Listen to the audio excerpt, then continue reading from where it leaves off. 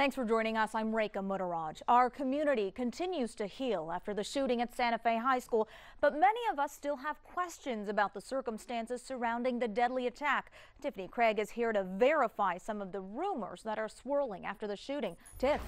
Rekha, we're back here at the Verify board, and if you come in and take a look, we're going to talk about a few things our viewers keep asking us about. And the first one is the trench coat. For days, we've been hearing that the suspect wore a trench coat to school, and many have asked, are they even allowed to wear them into the school? So we looked in the handbook, and sure enough, many of you are right.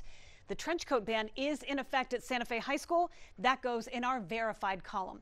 The next one, many have also asked that because of the address of the suspect, was he perhaps assigned to another district? So was he out of district? Maybe should have gone somewhere else? The answer is false. We looked up his address, and Santa Fe ISD is where he is assigned to go. And finally, this one has come up probably more than any other. Early on, we told you that there were multiple persons of interest that were being questioned by police. Well, for days, we've been waiting for updated information.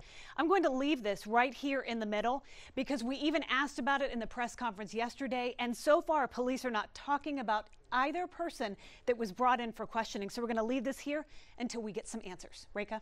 Very helpful information there. Thank you, Tiffany. Is there something you want our Verify team to look into?